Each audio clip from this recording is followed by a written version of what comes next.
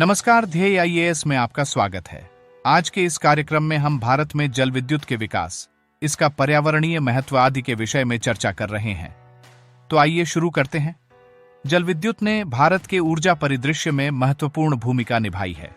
1947 में भारत की कुल ऊर्जा उत्पादन क्षमता में पनबिजली का योगदान 37% था और इससे देश की बिजली का 53% से अधिक उत्पादित होता था।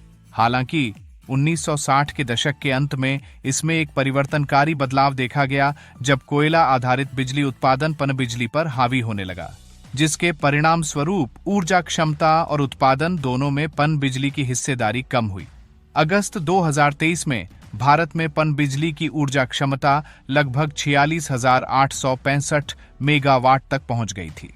2022-23 में भारत के बिजली उत्पादन में पनबिजली का योगदान 12.5% था। आइए अब हम पनबिजली के वैश्विक महत्व पर बात करें। वैश्विक स्तर पर पनबिजली प्रमुख नवीकरणीय ऊर्जा स्रोत है, जो समस्त नवीकरणीय ऊर्जा उत्पादन का 2/3 से अधिक है। 2021 में विश्व में पनबिजली क्षमता में 26 गीगावाट की वृद्धि हुई और कुल पनबिजली उत्पादन क्षमता बढ़कर 1360 गीगावाट तक पहुंच गई। हालांकि यह 2050 तक शुद्ध शून्य उत्सर्जन लक्ष्यों को पूरा करने के लिए अंतर्राष्ट्रीय ऊर्जा एजेंसी द्वारा निर्धारित आवश्यक वार्षिक क्षमता वृद्धि के लक्ष्य से कम है। 2021 में पनबिजली उत्पादन क्षमता में वैश्विक वृद्धि सिर्फ 1.9% से अधिक थी, जो पेरिस समझौते के लक्ष्यों को पूरा करने के लिए आवश्यक 2% वार्षिक औसत वृद्धि के निकट है। जहां एक तरफ जल विद्युत से कई लाभ हैं, वहीं दूसरी तरफ इसमें कई चुनौतियां और पर्यावरणीय चिंताएं भी हैं। आइए इन पर एक नजर डालें। बड़ी पनबिजली परियोजनाएं कम कार्बन का उत्सर्जन तो करती हैं, लेकिन वे कई पर्यावरणीय और सामाजिक संकट भी पैदा करती हैं। इन परियोजनाएं से समुदाय बड़ी संख्या में विस्थापित होते हैं, नदी पारिस्थितिकी तंत्र बाधित होता है, वनों की कटाई बढ़ती है और जलीय एवं स्थलीय जैव विविधता को नुकसान पहुंचता है। इसके अलावा यह खाद्य प्रणालियों, पानी की गुणवत्ता और कृषि पर भी नकारात्मक प्रभाव डालते हैं। उत्तरी अमेरिका और यूरोप में पनबिजली परियोजनाओं के नकारात्मक पर्यावरणीय और सामाजिक प्रभावों के कारण बांधों की संख्या को कम किया गया है। अगर हम भारत की बात करें तो नाजुक हिमालयी पारिस्थितिकीय तंत्र में, जहां भारत की अधिकांश नई पनबिजली परियोजनाएं चल रही हैं, विनाशकारी बाढ़ और भूस्खलन ने इन पनबिजली परियोजनाओं से जुड़े खतरों को काफी बढ़ा दिया है।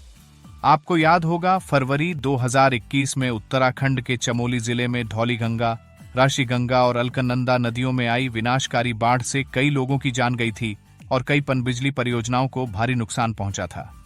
इसके अलावा बड्ढी पनबिजली परियोजना में भूमि का एक बड़ा हिस्सा डूब जाता है। इससे लोगों के घरों, रोजगार, महत्वपूर्ण प्राकृतिक क्षेत्रों, कृषि भूमि आदि का नुकसान होता है। हालांकि समस्याओं हैं, लेकिन देश में इनसे निपटने के लिए प्रयास भी किए जा रहे हैं। आपको बता दें कि भारत में अधिकांश पनबिजली परियोजनाएं अंतर्राष्ट्रीय स्थिरता मानकों को पूरा करती हैं। उदाहरण के लिए सिक्किम में तीस्ता 5 पनबिजली स्टेशन जल विद्युत स्थिरता में अंतर्राष्ट्रीय मानकों के अनुसार बना है। अगर हम जल विद्युत उत्पादन के अन्य विकल्पों की बात करें तो इनस्ट्रीम टरबाइन पार्क ज्यादा प्रभावशाली होते हैं और कम लागत पर ऊर्जा का उत्पादन करते हैं। स्थानीय और राष्ट्रीय स्तर पर आर्थिक, पर्यावरणीय और सामाजिक चिंताओं को ध्यान में रखते हुए स्मार्ट पनबिजली परियोजनाओं का विकास एक अन्य दृष्टिकोण है। ये परियोजनाएं जलीय और स्थलीय पारिस्थितिकी तंत्र पर प्रभाव को कम कर सकती हैं। भारत सरकार ने नवीकरणीय ऊर्जा में 25 मेगावाट तक की परियोजनाओं को शामिल करके पनबिजली परियोजनाओं को बढ़ावा देने के लिए एक अच्छा कदम उठाया है। इससे गैर सौर नवीकरणीय खरीद दायित्व को पूरा किया जा सकता है। इसके अलावा पनबिजली परियोजनाओं की व्यवहार्यता बढ़ाने के लिए टैरिफ को तर्कसंगत बनाना, परियोजना के जीवन काल को 40 वर्षों तक बढ़ाने जैसे उपाय शुरू किए गए हैं। आइए अब हम पनबिजली के अन्य विकल्प पम्प्ड हाइड्रो स्टोरेज (PHAs) के विषय में भी थोड़ा जानें। पम्प्ड हाइड्रो स्टोरेज सुविधाएं निचले जलाशय से ऊपरी जलाशय में पानी पंप करके ऊर्जा का भंडारण करती है। बिजली की उच्च मांग की अवधि के दौरान इससे बिजली उत्पादित की जा सकती है। इस समय टरबाइनों के माध्यम से पानी छोड़ा जाता है। इसके अलावा कम मांग के दौरान पानी को वापस पंप करने के लिए कम लागत वाली बिजली का उपयोग करके ऊपरी जलाशय को रिचार्ज किया जाता है।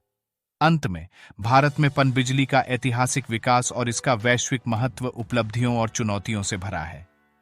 इस नवीकरणीय ऊर्जा स्रोत की क्षमता का उपयोग करके पर्यावरण और सामाजिक चिंताओं को संतुलित करना भारत के स्थायी ऊर्जा भविष्य के लिए आवश्यक है। पीएचएस का समावेश और ग्रिड स्थिरता की खोज देश के ऊर्जा परिदृश्य में पनबिजली की भूमिका को और महत्वपूर्ण बनाता है। स्थिरता की दिशा में आगे बढ़ने के लिए उद्योग, सरकार और नागरिक समाज को पारदर्शी रूप से सहयोग करना चाहिए और यह सुनिश्चित करना चाहिए कि पनबिजली परियोजनाएं अंतर्राष्ट्रीय सर्वोत्तम प्रथाओं का पालन करती हों और समुदायों और पारिस्थितिकी प्रणालियों के कल्याण को प्राथमिकता दी जाए। धन्यवाद।